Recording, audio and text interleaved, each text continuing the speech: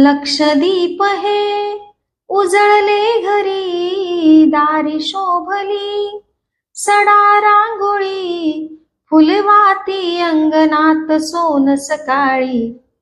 आली दिवाळी, आली दिवाळी, आली दिवाळी. नमस्कार, मी अक्षरा पाटील. पुस्तक वाचन या युट्यूब चॅनलमध्ये आपणा सर्वांचं खूप मनापासून स्वागत. मित्रांनो, शिवाजी सावंत लिखित मृत्युंजय या कादंबरीचं आपण वाचन करीत आहोत. तत्पूर्वी चॅनल जर आपण पहिल्यांदाच असाल तर चॅनलला सबस्क्राईब करा. त्याचबरोबर व्हिडिओ आपल्या मित्रमैत्रिणींना शेअर करून तो कसा वाटला हे मात्र कमेंटमध्ये जरूर कळवा.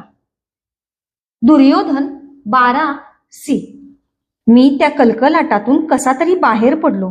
सर्व राजे उठून युद्धात गुंतल्यामुळं मंडपातील आसनं ठेवलेला भाग आता ओस पडला होता. दुरून राजपुत्र दृष्टद्युम्नाचा आणि त्याच्या पित्याचा सर्वांना शांत होण्यासाठी विनविणारा उच्च स्वर ऐकू येत होता. आसनांच्या दीर्घ बैठकीत दूरवर एका आसनावर आपलं विशाल मस्तक दोन्ही तळ हातात गच्च पकडून मान खाली घालून बसलेला कर्ण मला दिसला. द्रौपदीच्या वांगबाणाने घायाळ झालेला तो वीर अस्वस्थ होऊन विचारमग्न झाला होता. धापा टाकीत मी त्याच्याजवळ गेलो. त्याच्या विशाल पाठीवर हात टाकून त्याला गदा गदा हलवीत मी ओरडलो, कर्णा, अर्जुन जिवंत आहे. त्यानंच पणात द्रौपदी जिंकली आहे. मंडपात तो कुणालाही जवळ येऊ देत नाही. घनघोर संग्राम माजला आहे. सत्य काय तेच समजत नाही. अंगावर साधी शुष्क काठी पडली तरी एखादा चपळ सिंह जसा गर्जना करीत उसळतो तसा तो ताडकन वर उठला. अर्जुन, अर्जुन, अर्जुन! आज त्याला सरळ सरळ दाखवून देईन की मनात आणलं तर एक सुतपुत्रही त्याचा समक्ष एका राजकन्येला नेऊ शकतो. विजेच्या लोळासारखा तो वळला. त्याची चर्या आरक्त झाली. कुंडलं रसरसू लागली. मला दूर लोटून तो मंडपामधल्या तलावाच्या दिशेनं घुसला.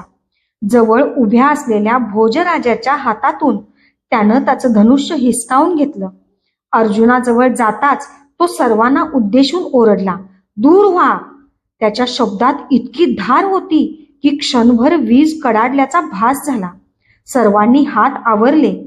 अर्जुना, खरा क्षत्रिय असशील तर हातातील शिवधनुष्यानं या सुतपुत्रा कर्णाचा शिरच्छेद करून या पांचाल्याच्या सौंदर्य उन्मत्त राजकन्येला घेऊन जाशील. नाहीतर तिला आज आणि या क्षणी मी दाखवून देईन की तिनं क्षत्रिय म्हणून निवडलेला अर्जुन या कर्णाच्या बाणाचं एक दुबळं भक्ष आहे. तो ताडकन उठून बोलला. अर्जुनानंही शिवधनुष्य उंचावून सावरलं. त्या दोघांचं जुंपणात या भयानं द्रौपदी अर्जुनाला बिलगली. तिला दूर लोटून त्यानंही बाण चढविला, पण वेध घेण्यापूर्वीच कर्णानं तो क्षणात भेदून टाकला. दोघंही एकमेकांवर बाणांचा वर्षाव करू लागले. पलित्याच्या धुसर प्रकाशात ते एकमेकांवर अचूक बाण फेकण्याचा प्रयत्न करीत होते, पण ते वरच्यावरच भेदले जात होते. दोघांचा एकमेकांवर सतत एक घटका बाण वर्षाव चालला होता. एक निर्णय काही लागत नव्हता. भीम आणि शल्य एकमेकांशी लढतच होते. त्या स्वयंवराच्या मंडपाचं उद्ध्वस्त समरांगणात रूपांतर झालं होतं.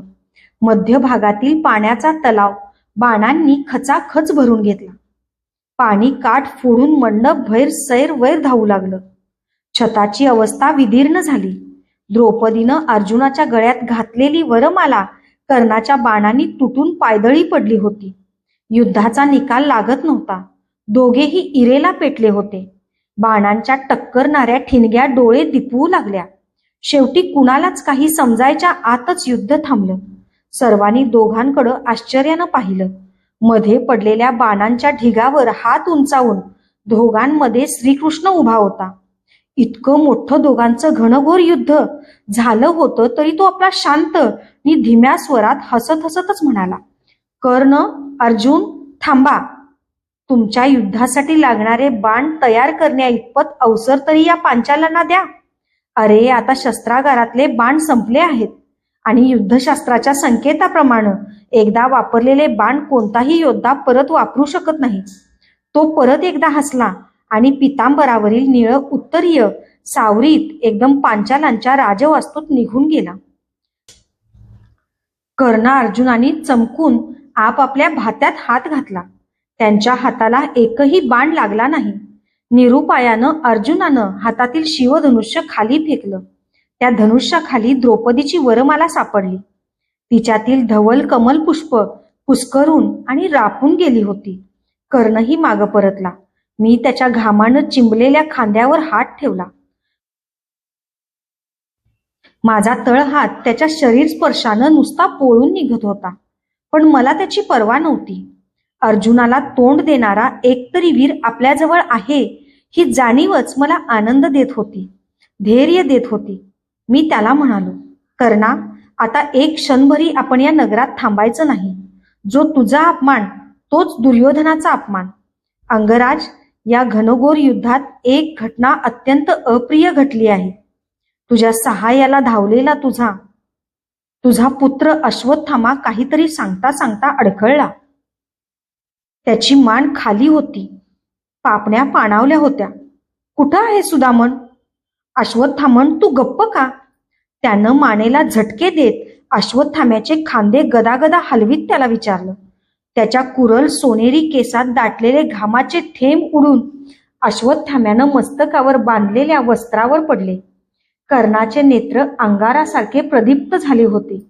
भिरभिरत ते मंडपात आपल्या पुत्राला शोधित होते. तो तुझा पुत्र चिरविश्रांती घेतो आहे अंगराज. बाणाच्या ढिगाऱ्यात पडलेल्या सुदामनच्या कलेवराकडं अंगुली उचलीत अश्वत्थामा गदगदल्या स्वरात म्हणाला, सुदामन. माझा उंचावून हाकेला ओढ देणाऱ्या आपल्या पुत्राला मोठ्यानं हाकारत सर्वांना तिथंच टाकून तो आपल्या पुत्राच्या कलेवराकडं धावला. त्याच्या पायाजवळच द्रौपदीच्या हातातील वरमाला पडली होती. त्यानं ती क्रोधानं पायानं ठोकरून दिली. दुसऱ्याच क्षणी गुडघे टेकून आपल्या प्रिय पुत्राचा निष्प्राण हात आपल्या हाती घेऊन क्षणापूर्वी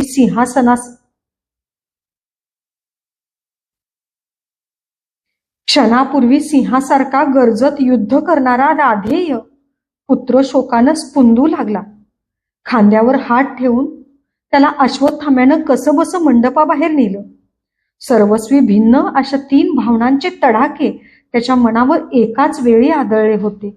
अवमान, वीरश्री आणि पुत्रवियोग. मी संकेत करताच आमच्या सेवकांनी सुदामनचा मृतदेह उचलला. पहिला कर्णपुत्र हस्तिनापुरात जन्मला होता आणि पांचालांच्या राज्यात त्यानं आपल्या पित्याच्या सहाय्यासाठी धावताना अखेरचा श्वास सोडला होता. नगर सोडताना गंगा किनारी त्याचा पार्थिव देहाला अग्निसंस्कार करताना जी नीरव शांतता सर्वत्र पसरली होती ती तर मी आयुष्यभर कधीच विसरणार नाही. गंगेच्या खळखळणाऱ्या लाटा मात्र पुन्हा पुन्हा कर्णाला सांगत होत्या, कर्णा, तुझा पुत्र गेला. तुझं दुःख कोणत्या प्रकारचं आहे ते त्या अर्जुनालाही पुत्र वदानं दाखवून दे. आत्यंतिक धैर्यानं अंगराजानं आपल्या हातातील पेटत्या पलित्यानं चितेला भडाग्नी दिला. आकाशाला भिडणाऱ्या त्या चितेच्या ज्वाळांचं विद्रूप आणि भयान प्रतिबिंब गंगेच्या हिंदकळणाऱ्या लहरींवर लांबट आकारात पडलं होतं. सुदामनला अग्नीच्या स्वाधीन करून खिन्न मनानं आम्ही कापिल्य नगर सोडलं. धन्यवाद.